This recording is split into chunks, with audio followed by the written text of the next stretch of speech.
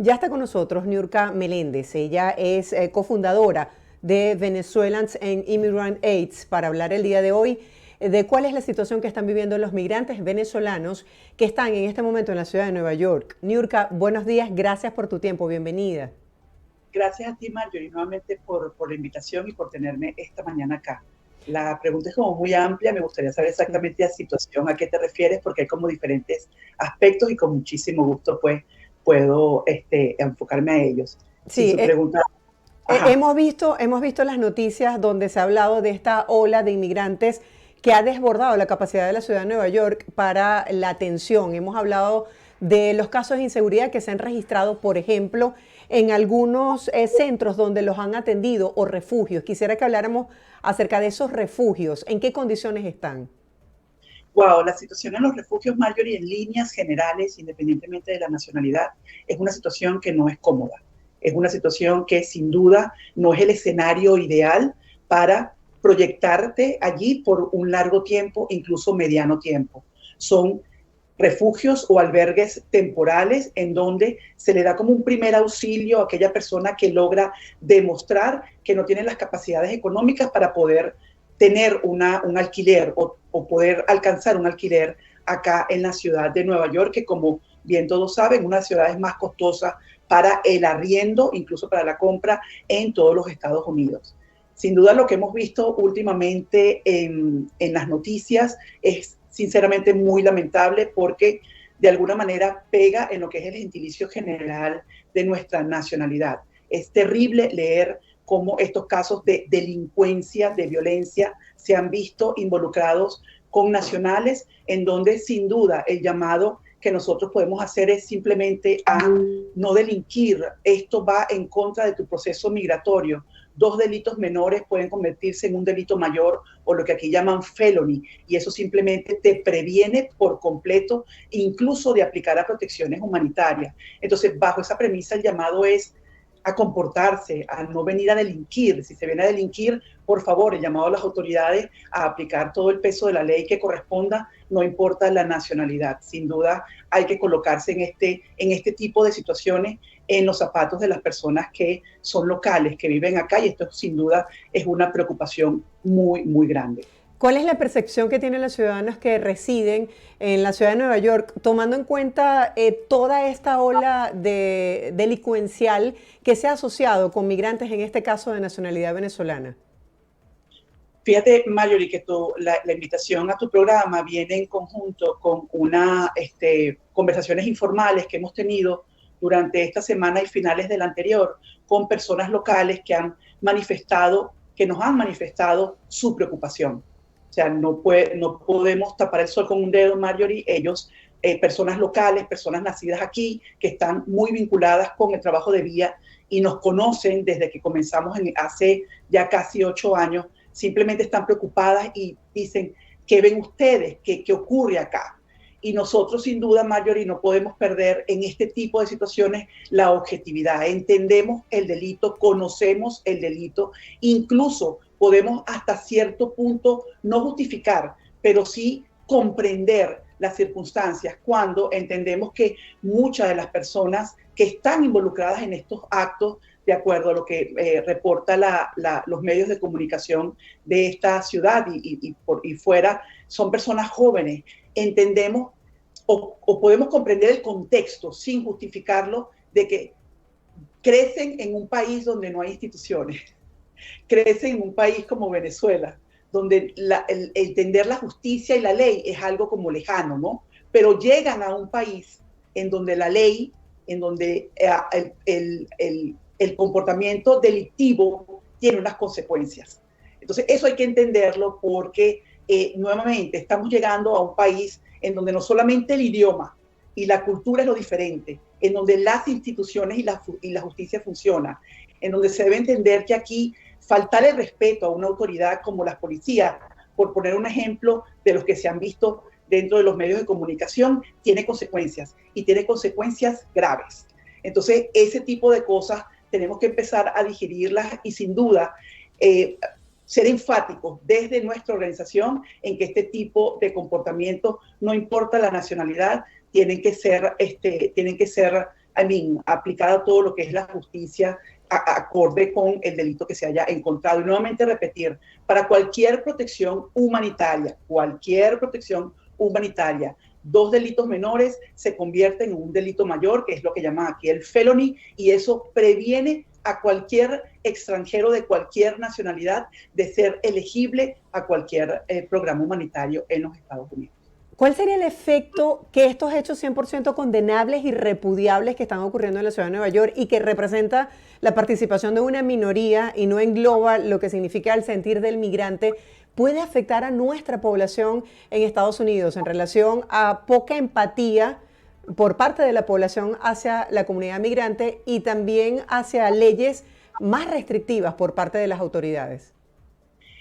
Yo diría, Marjorie, que esto agrega a lo que ya estábamos viviendo en meses, por decir años anteriores, cuando se vieron estos flujos masivos, en donde había lo que llaman aquí, se entendía de forma errónea de que los migrantes, no importa la nacionalidad, estaban llegando acá a tomar ventaja de los beneficios que un local no podía tener. Entonces, ya esto de alguna manera, este tipo de escenarios y narrativas ya colocaba al migrante en una situación de xenofobia que ya existía.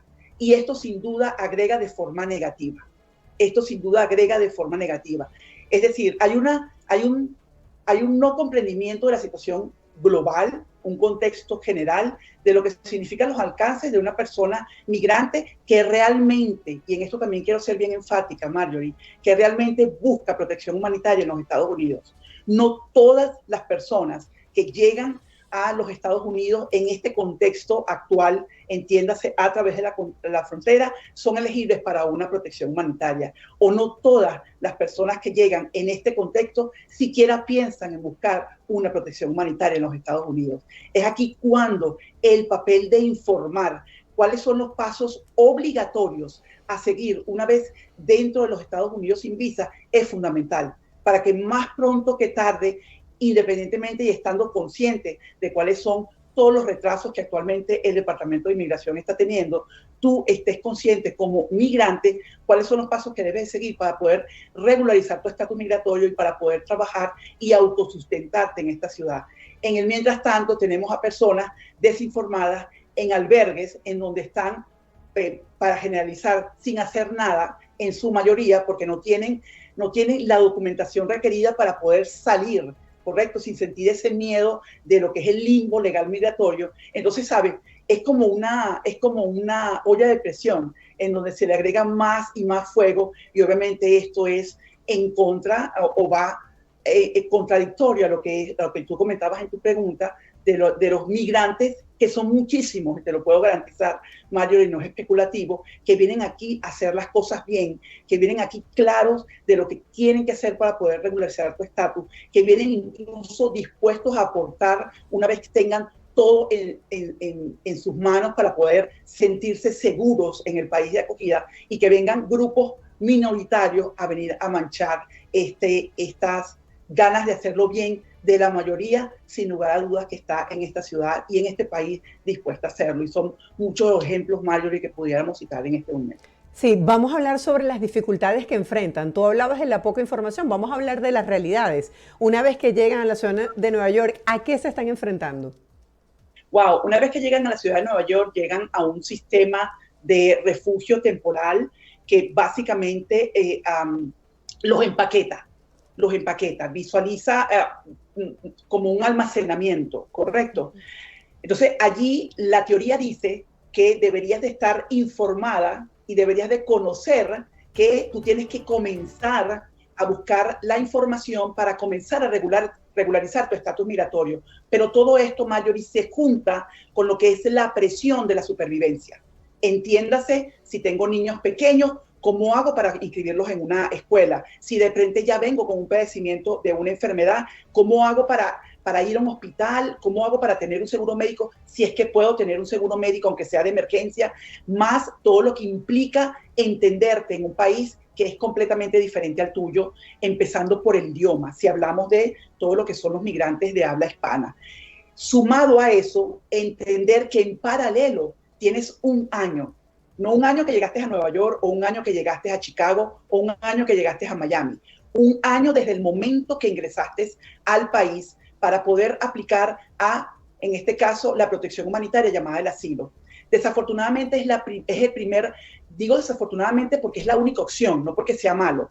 Desafortunadamente es lo único que el sistema migratorio presume tú vienes a solicitar a este país. ¿Por qué? Porque entras por un puerto, por lo general no autorizado de entrada, entras sin visa, se asume que vienes de una persecución, se asume que vienes buscando protección. Por eso la figura del asilo es lo primero, que esta persona tiene que buscar la información para entender bajo esa información, en principio, qué debo hacer para poder llenar esa planilla y ya luego con discusiones con personas expertas, entiéndase, abogados acreditados, pueda ver si es elegible o no.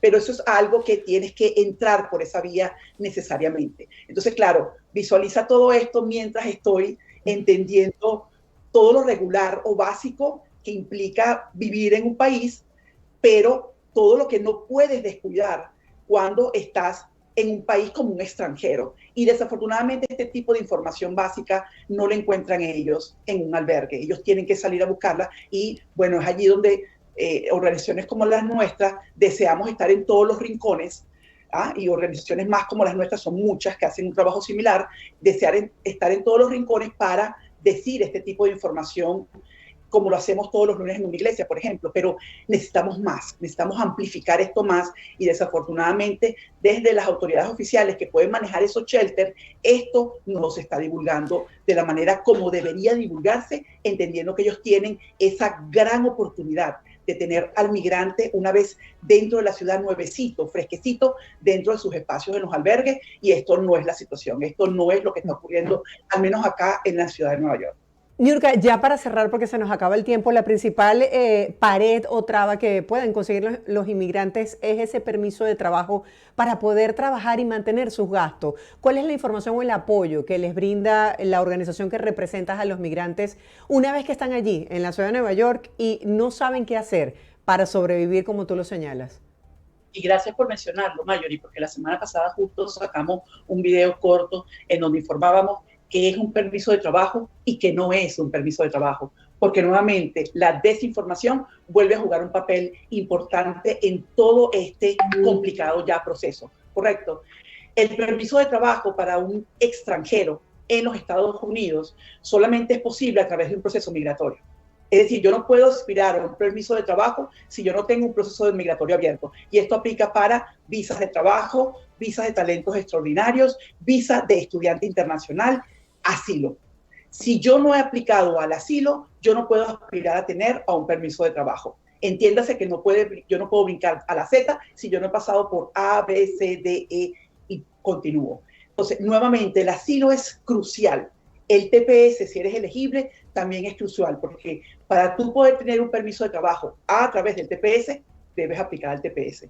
Para tú poder tener un permiso de trabajo a través del asilo, debes primero aplicar al asilo, luego esperar 150 días y luego poder tener acceso a esta documentación. Sin embargo, y permíteme tomarme unos segundos más, Marjorie, es importante recalcar, al menos acá en la ciudad de Nueva York, que la identificación de la ciudad de Nueva York, conocida aquí como ID New York City, no es un permiso de trabajo. Es importante recalcar que la certificación que muchas personas hacen para poder ingresar lo que es la seguridad industrial dentro del área laboral de construcción, esa certificación no es un permiso de trabajo. Y estamos viendo con suma preocupación, Marjorie, nuevamente por la desinformación, que las personas migrantes están creyendo que estos dos documentos que puedes tú sacarte sin ningún problema en una biblioteca pública, por ejemplo, o yendo a una organización o un consulado para hacer la certificación, creen ellos que esto es el permiso de trabajo, cuando lamentablemente esto es completamente erróneo.